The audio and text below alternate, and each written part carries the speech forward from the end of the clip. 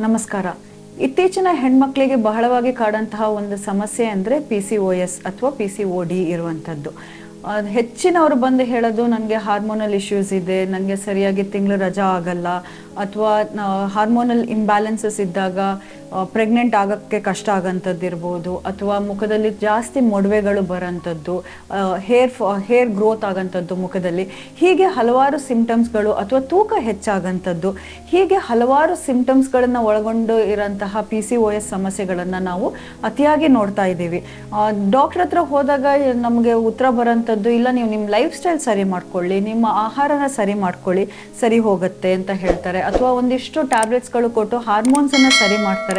But ಅಷ್ಟು ಮಾಡಿದ್ರೂ ಒಂದು ಹಂತದ ತನಕ ಅಷ್ಟೇ ನಿಮಗೆ ರಿಸಲ್ಟ್ ಸಿಗುತ್ತೆ, ಅದಾದಮೇಲೆ ರಿಸಲ್ಟ್ ಇರಲ್ಲ. ಟ್ಯಾಬ್ಲೆಟ್ಸ್ ತೊಗೊಳ್ತಾ ಇರಬೇಕಾದ್ರೆ ಸರಿ ಇರುತ್ತೆ, ಅದನ್ನು ನಿಲ್ಲಿಸಿದ ತಕ್ಷಣವೇ ಮತ್ತೆ ಪುನಃ ಬ್ಯಾಕ್ ಟು ಸ್ಕ್ವೇರ್ ಒನ್ ಥರ ರಜದ ಸಮಸ್ಯೆಗಳು ಆಗೋಂಥದ್ದು. ಹೀಗೆ ಒಂದು PCOS ಕಂಡೀಷನ್ ಇದ್ದಾಗ ಯಾವಾಗಲೂ ನಾವು ಹೇಳ್ತೀವಿ ಕಾನ್ಸ್ಟೆಂಟ್ ಮೇಂಟೆನೆನ್ಸ್ ಬೇಕು. ಅಂದರೆ ಒಂದ್ಸಲಿ ನಮ್ಗದು ಪ್ರಾಬ್ಲಮ್ ಶುರುವಾದರೆ, ಯಾವುದೇ ಹುಡುಗಿರಿಗೆ ಅಥವಾ ಹೆಂಗಸರಿಗಾಗಿರ್ಬೋದು, PCOS ಶುರುವಾದರೆ ಅದು ನಿಲ್ಲಲ್ಲ. ಈಗ ಅಂದರೆ ಸಿಸ್ಟ್ಗಳು ಆದರೆ, ಓವರೀಸಲ್ಲಿ ಸಿಸ್ಟ್ಗಳು ಆದರೆ ಆ ಸಿಸ್ಟ್ ಹೋಗಲ್ಲ, ಅದು ಯಾವಾಗಲೂ ನಿಮ್ಮ ಜೊತೆಲೇ ಇರುತ್ತೆ. ಅಂತಹ ಸಂದರ್ಭದಲ್ಲಿ ಒಳ್ಳೆಯ ಲೈಫ್ ಸ್ಟೈಲ್ ಇದ್ದಾಗ ಅದರಿಂದ ಆಗುವ ಪರಿಣಾಮಗಳನ್ನು ನಾವು ತಡೆಗಟ್ಟಬಹುದು. ಇಲ್ಲಿ ಡಯಾಬಿಟೀಸ್ ಮತ್ತು PCOS ಅಂತ ಬಂದಾಗ ಅದು ಒಂದು ರಿಡಲ್ ಇದೆಯಲ್ಲ, ಒಂದು ಪ್ರಶ್ನೆ, ಕೋಳಿ ಮೊದಲು ಬಂತ ಮೊಟ್ಟೆ ಮೊದಲು ಬಂತ, ಅದೇ ಥರ ಇಲ್ಲೂ PCOS ಮತ್ತು ಡಯಾಬಿಟೀಸ್ ಅಷ್ಟೊಂದು ಲಿಂಕ್ ಇರೋಂಥದ್ದು. ಯಾಕೆಂತಂದರೆ PCOS ಇದ್ದಾಗ ಚಾನ್ಸಸ್ ಫಾರ್ ಡಯಾಬಿಟೀಸ್ ಜಾಸ್ತಿ ಇರುತ್ತೆ, ಅಥವಾ ಡಯಾಬಿಟೀಸ್ ಇದ್ದಾಗ PCOS ಆಗುವ ಸಾಧ್ಯತೆ ಇದೆ. ಅದರಲ್ಲಿ ಯಾವುದಾದ್ರೂ ಒಂದು ಬಂದ್ರೂ ಇನ್ನೊಂದು ಬರುವ ಸಾಧ್ಯತೆಗಳು ತುಂಬ ಪ್ರಮಾಣದಲ್ಲಿ ಇರೋಂಥದ್ದು, ಜಾಸ್ತಿ ಪ್ರಮಾಣದಲ್ಲಿ ಇರೋಂಥದ್ದು. ಹೆಚ್ಚಾಗಿ ನಾವು ನೋಡಿದ್ದೀವಿ PCOS ಇದ್ದಾಗ ಡಯಾಬಿಟೀಸ್ ಕಾಲಕ್ರಮೇಣ, ಅಂದರೆ ಲೈಫ್ ಸ್ಟೈಲ್ ಕರೆಕ್ಷನ್ ಮಾಡ್ಕೊಂಡಿಲ್ಲ ಅಂತಂದರೆ ಅವರಿಗೆ ಡಯಾಬಿಟೀಸ್ ತುಂಬ ಬೇಗ ಬರುತ್ತೆ. ಸೊ ಡಯಾಬಿಟೀಸ್ ಅಥವಾ PCOS ಬರೋದು ನಮ್ಮ ಬಾಡಿಲಿ ಒಂದು ಇಂಬ್ಯಾಲೆನ್ಸ್ ಆದಾಗ. ಈಗ PCOS ಇದ್ದಾಗ ಏನಾಗುತ್ತೆ, ಹಾರ್ಮೋನಲ್ ಇಂಬ್ಯಾಲೆನ್ಸ್ ಆಗುತ್ತೆ. ನಮ್ಮ ಶುಗರ್ ಲೆವೆಲ್ಸ್ ಮೇಂಟೈನ್ ಆಗಬೇಕು ಅಂತಂದರೆ ಎಗೇನ್ ಒಂದು ಹಾರ್ಮೋನ್, ಅಂದರೆ ಇನ್ಸುಲಿನ್ ಮೇಲೆ ಡಿಪೆಂಡೆಂಟ್ ಆಗಿರೋಂಥದ್ದು.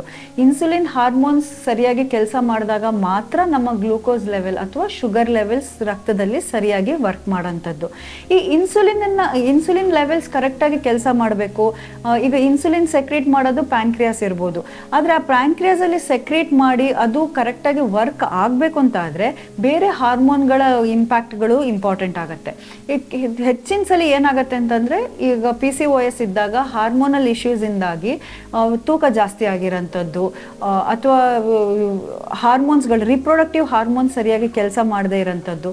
ಸೊ ಇಂತಹ ಸಂದರ್ಭದಲ್ಲಿ ಏನಾಗುತ್ತೆ, ಪ್ಯಾನ್ಕ್ರಿಯಾಸು ಇನ್ಸುಲಿನ್ ಸೆಕ್ರೀಟ್ ಮಾಡೋದನ್ನು ಕಮ್ಮಿ ಮಾಡೋ ಸಾಧ್ಯತೆ ಇರುತ್ತೆ. ಕೆಲವೊಂದ್ಸಲಿ ಸೆಕ್ರೀಟ್ ಮಾಡುತ್ತೆ. ತುಂಬ ಜನರಿಗೆ ನಾವು PCOS ಅಲ್ಲಿ ನೋಡಿರ್ತೀವಿ, ಇನ್ಸುಲಿನ್ ರೆಸಿಸ್ಟೆಂಟ್ ಅಂತ ಹೇಳ್ತೀವಿ.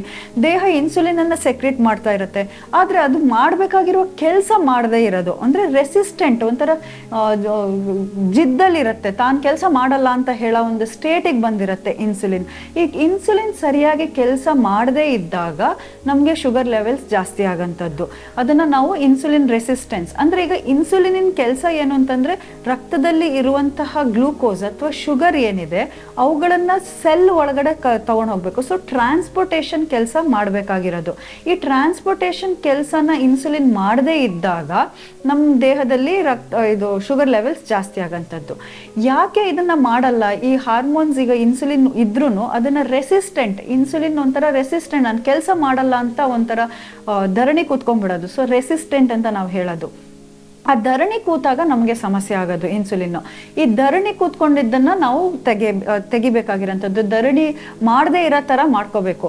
ಸೊ ಈ ರೆಸಿಸ್ಟೆನ್ಸನ್ನು ಕಮ್ಮಿ ಮಾಡ್ಕೊಳ್ಳೋ ಥರ ನಮ್ಮ ಲೈಫ್ ಸ್ಟೈಲನ್ನು ಇಟ್ಕೋಬೇಕು. ಸೊ ಆಹಾರದ ಮುಖಾಂತರ ಆ್ಯಕ್ಟಿವಿಟಿ, ಅಂದರೆ ನಾವು ಚೆನ್ನಾಗಿ ಫಿಸಿಕಲ್ ಆ್ಯಕ್ಟಿವಿಟಿ ಇಟ್ಕೊಂಡಾಗ, ಯಾವುದೇ ಥರದ ವಾಕಿಂಗ್ ಇರ್ಬೋದು, ಅಥವಾ ಯೋಗ ಮಾಡೋದು, ಅಥವಾ ಯಾವುದೇ ಒಂದು ಎಕ್ಸಸೈಸ್, ಜಿಮ್, ಹೀಗೆ ಯಾವುದೋ ಒಂದು ಫಿಸಿಕಲ್ ಆ್ಯಕ್ಟಿವಿಟಿ ಇದ್ದಾಗ ಇನ್ಸುಲಿನ್ ಜಾಸ್ತಿ ಕೆಲಸ ಮಾಡುತ್ತೆ. ಅಂದರೆ ಇನ್ಸುಲಿನ್ ಸೆನ್ಸಿಟಿವಿಟಿ, ಇನ್ಸುಲಿನ್ ರೆಸಿಸ್ಟೆನ್ಸ್ ಅಂತ 2 ಪದ ಉಪಯೋಗಿಸ್ತೀವಿ ನಾವು. ರೆಸಿಸ್ಟೆಂಟ್ ಅಂತಂದರೆ ಕೆಲಸ ಮಾಡದೇ ಇರೋಂಥದ್ದು, ಸೆನ್ಸಿಟಿವ್ ಅಂತಂದರೆ ಬೇಗ ಅರ್ಥ ಮಾಡ್ಕೊಳ್ಳೋದು. ಈಗ ಶುಗರ್ ಬಂದ ತಕ್ಷಣ ನಾನು ಕೆಲಸ ಮಾಡಬೇಕು ಅಂತ ಸೆನ್ಸಿಟಿವ್ ಆಗಿ ಅದನ್ನು ಅರ್ಥ ಮಾಡಿಕೊಂಡು ವರ್ಕ್ ಮಾಡೋಂಥದ್ದು. ಸೊ ಸೆನ್ಸಿಟಿವಿಟಿನ ಜಾಸ್ತಿ ಮಾಡ್ಕೋಬೇಕು. ಅಂದರೆ ಶುಗರ್ ಬಂದ ತಕ್ಷಣ ಕೆಲಸ ಮಾಡಬೇಕು ತಾನು ಅಂತ ಹೇಳೋ ಒಂದು ಮನೋಭಾವನೆ ಆ ಸೆಲ್ ಇನ್ಸುಲಿನಿಗೆ ಬರೋ ಥರ ಮಾಡೋದಿದೆಯಲ್ಲ, ಅದನ್ನು ಸೆನ್ಸಿಟಿವಿಟಿ ಇನ್ಕ್ರೀಸ್ ಮಾಡೋದು ಅಂತ ನಾವು ಹೇಳ್ತೀವಿ. ಸೊ ಸೆನ್ಸಿಟಿವಿಟಿ ಇನ್ಕ್ರೀಸ್ ಮಾಡಬೇಕು ಅಂತಂದರೆ ಹಲವಾರು ಕ್ರಮಗಳು. ನಾವು ಎಕ್ಸಸೈಸ್ ಮಾಡೋ ಮುಖಾಂತರ, ಇನ್ನು ಕೆಲವೊಂದು ಪದಾರ್ಥಗಳು ಆಹಾರನ ಸ್ವೀಕರಿಸಿದಾಗ್ಲೂ ಈ ಸೆನ್ಸಿಟಿವಿಟಿನ ಜಾಸ್ತಿ ಮಾಡ್ಬೋದು. ಸೊ ಒಂಥರ ಅದು ಸೆನ್ಸಿಟಿವಿಟಿ ಜಾಸ್ತಿ ಮಾಡೋದು ಪ್ಲಸ್ ರೆಸಿಸ್ಟೆನ್ಸನ್ನು ಕಮ್ಮಿ ಮಾಡೋದು, ಎರಡೂ ಒಂದೇ ಥರ ಅರ್ಥ ಕೊಡೋಂಥದ್ದು. ರೆಸಿಸ್ಟೆನ್ಸ್ ಕಮ್ಮಿ ಮಾಡೋದು ಅಂತಂದರೆ ಅದನ್ನು ಇನ್ನೂ ಜಾಸ್ತಿ ಶುಗರ್ ಬಂದಿದೆ ನಾನು ಕೆಲಸ ಮಾಡಬೇಕು ಅಂತ ಅರ್ಥ ಮಾಡಿಸೋ ಥರ. ಸೊ ಈ ರೆಸಿಸ್ಟೆನ್ಸನ್ನು ಕಮ್ಮಿ ಮಾಡೋದು ತುಂಬ ಇಂಪಾರ್ಟೆಂಟ್. ಯೂಶ್ವಲಿ ನಾವು PCOS ಕಂಡೀಷನ್ಸ್ ಇದ್ದಾಗ ಅಥವಾ PCOD ಕಂಡೀಷನ್ ಇದ್ದಾಗ ಫಾಸ್ಟಿಂಗ್ ಇನ್ಸುಲಿನ್ ಲೆವೆಲ್ಸ್ ಕೇಳ್ತೀವಿ. ಕೆಲವೊಂದ್ಸಲಿ ಶುಗರ್ ಲೆವೆಲ್ಸ್ ಎಲ್ಲ ಕರೆಕ್ಟಾಗೇ ಇರುತ್ತೆ, HbA1c ಇರ್ಬೋದು ಅಥವಾ ಫಾಸ್ಟಿಂಗು ಅದೆಲ್ಲ ಒಂಥರ ಬಾರ್ಡರ್ ಲೈನ್ ಹೈಯರ್ ಸೈಡಲ್ಲಿ ಇರುತ್ತೆ. ಆದರೆ ಇನ್ಸುಲಿನ್ ಮಾತ್ರ, ಇನ್ಸುಲಿನ್ ಕಂಟೆಂಟನ್ನು ಫಾಸ್ಟಿಂಗ್ ಇನ್ಸುಲಿನ್ ನೋಡಿದಾಗ ತುಂಬ ಹೈ ಇರುತ್ತೆ, ರಕ್ತದಲ್ಲಿ ಹೈ ಇರುತ್ತೆ. ಸೊ ಅಂಥ ಸಂದರ್ಭದಲ್ಲಿ ನಾವು ಹೇಳ್ತೀವಿ ಇನ್ಸುಲಿನ್ ರೆಸಿಸ್ಟೆನ್ಸ್ ಇದೆ, ನಿಮ್ಮ ಬಾಡಿ ಅದನ್ನು ರೆಸಿಸ್ಟ್ ಮಾಡ್ತಾ ಇದೆ, ಅದನ್ನು ಸ್ವೀಕರಿಸ್ತಾ ಇಲ್ಲ, ಅದು ಏನು ಕೆಲಸ ಮಾಡಬೇಕು ಅದು ಮಾಡ್ತಾ ಇಲ್ಲ. ಹಾಗಾದರೆ ಅದನ್ನು ಕೆಲಸ ಮಾಡೋ ಥರ ಮಾಡಬೇಕು. ನಾವು ಹೇಗೆ ಮಾಡ್ತೀವಿ ಅಂತಂದರೆ ಆಹಾರದ ಮುಖಾಂತರ ಮಾಡೋಕ್ಕೆ ಸಾಧ್ಯ ಇದೆ. ನಾವು ಒಂದೇ ಪ್ಯಾಟರ್ನಲ್ಲಿ ಆಹಾರ ಸ್ವೀಕರಿಸಿದಾಗ, ಒಂದೇ ಕ್ವಾಂಟಿಟಿಯಲ್ಲಿ ಸ್ವೀಕರಿಸಿದಾಗ, ಜೊತೆಗೆ ಒಂದಿಷ್ಟು ಅಡುಗೆ ಮನೆಯಲ್ಲಿರೋಂತಹ ಪದಾರ್ಥಗಳು ತುಂಬ ಬೇಸಿಕ್ ಆಗಿರೋಂಥದ್ದು, ಏನೋ ಒಂದು ಎಕ್ಸಾಟಿಕ್ ಆಗಿ ಏನು ನೀವು ಮಾಮೂಲಿ ತಿನ್ನದೇ ಇರೋಂತಹ ಪದಾರ್ಥಗಳಲ್ಲ, ನಮ್ಮ ಮನೆಯಲ್ಲೇ ಇರೋಂತಹ ಈಗ ಚಕ್ಕೆ ಇರ್ಬೋದು, ಲವಂಗ ಇರ್ಬೋದು, ಇಂತಹ ಮಸಾಲೆ ಪದಾರ್ಥಗಳು ಏನಿದೆ ಅವುಗಳನ್ನು ಸರಿಯಾದ ಪ್ಯಾಟರ್ನಲ್ಲಿ ಸ್ವೀಕರಿಸಿದಾಗ ಈ ರೆಸಿಸ್ಟೆನ್ಸನ್ನು ನಾವು ಕಮ್ಮಿ ಮಾಡೋಕ್ಕೆ ಸಾಧ್ಯ ಇದೆ. ಇವಾಗ ನಾವು ಉದಾಹರಣೆಗೆ ಚಕ್ಕೆ ಪುಡಿನ ನಾವು ಹಣ್ಣುಗಳ ಮೇಲೆ ಹಾಕಿ ಸ್ವೀಕರಿಸೋ ಮುಖಾಂತರ ಆ ಶುಗರನ್ನು ಇನ್ನು, ಯಾಕೆಂತಂದ್ರೆ ಈಗ ಹಣ್ಣು ಸ್ವೀಕರಿಸಿದಾಗ ಶುಗರ್ ಲೆವೆಲ್ ಜಾಸ್ತಿ ಆಗುತ್ತೆ. ಆ ಸಂದರ್ಭದಲ್ಲಿ ನಾವು ಈ ಸಿನಮನ್ ಪೌಡರ್ ಹಾಕ್ಕೊಂಡಾಗ, ಅಂದರೆ ಈ ಚಕ್ಕೆ ಪುಡಿನ ಹಾಕ್ಕೊಂಡಾಗ ಆ ರೆಸಿಸ್ಟೆನ್ಸನ್ನು ನಾವು ಕಮ್ಮಿ ಮಾಡ್ತೀವಿ, ಜೊತೆಗೆ ಶುಗರ್ ಸ್ಪೈಕ್ ಆಗದೇ ಇದ್ದಂಗೂ ಕಾಪಾಡ್ಕೊಳ್ಳೋಕ್ಕೆ ಹೆಲ್ಪ್ ಮಾಡುತ್ತೆ. ಅದೇ ಇವಾಗ ನಾವು ಬೇರೆ ಬೇರೆ ನಾನು ಹೇಳಿದ್ನಲ್ಲ, ಶುಂಠಿ ಇರಬಹುದು, ಕರಿಬೇವು, ಹೀಗೆ ನಾವು ಬಳಸುವಂತಹ ಮಸಾಲ ಪದಾರ್ಥಗಳು ಏನಿದೆ ಅವುಗಳ ಮುಖಾಂತರ ನಾವು ರೆಸಿಸ್ಟೆನ್ಸನ್ನು ಕಮ್ಮಿ ಮಾಡ್ಕೊಳ್ಳೋಕ್ಕೆ ಸಾಧ್ಯ ಇದೆ. ಇನ್ನೊಂದು ವೇ ಅಂತಂದರೆ ಫಿಸಿಕಲ್ ಆಕ್ಟಿವಿಟಿ ಅಂತ ಬಂದ ತಕ್ಷಣ ವ್ಯಾಯಾಮ ಮಾಡೋ ಮುಖಾಂತರ ಆ ಸೆಲ್ಗಳು ಹಸಿದಾಗ ಜಾಸ್ತಿ ಬೇಗ ಕೆಲಸ ಮಾಡ್ತವೆ. ಈಗ ನಾವೀಗ ದುಡಿಯೋದು ಅಥವಾ ಏನಾದರೂ ಒಂದು ಕಷ್ಟಪಟ್ಟು ಮಾಡೋದು ಯಾವಾಗ, ಅಲ್ಲಿ ಒಂದು ನೀಡ್ ಇರಬೇಕು, ಹಸಿವೆ ಇರಬೇಕು. ಸೊ ಈ ಸೆಲ್ಗಳಿಗೆ ಹಸಿವೆಯನ್ನು ಕ್ರಿಯೇಟ್ ಮಾಡೋಂಥದ್ದು ಅದು ಒಂದು ವೇ. ಈ ಹಸಿವೆ ಕ್ರಿಯೇಟ್ ಮಾಡೋದು ಅಂದ ತಕ್ಷಣ ನಾವು ಒಂದು ಫಾಸ್ಟಿಂಗ್ ಹೇಳ್ತೀವಿ.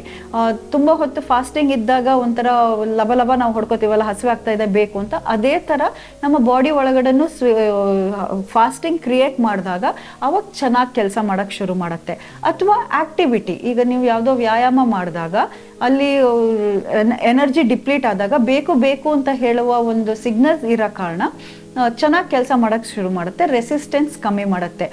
ನಾನು ಹಿಂಗೆ ಕೂತ್ಕೊಂಡ್ರೆ ಆಗಲ್ಲ. ಸೊ ಒಂದು ಲೇಸಿ ಆಗಿರುವಂತಹ ಸೆಲ್ಗಳನ್ನು ಆಕ್ಟಿವೇಟ್ ಮಾಡೋ ಮುಖಾಂತರ ನಾವು ಶುಗರ್ ಲೆವೆಲ್ಸನ್ನು ಮೇಂಟೈನ್ ಮಾಡೋಕ್ಕೆ ಸಾಧ್ಯ ಇದೆ.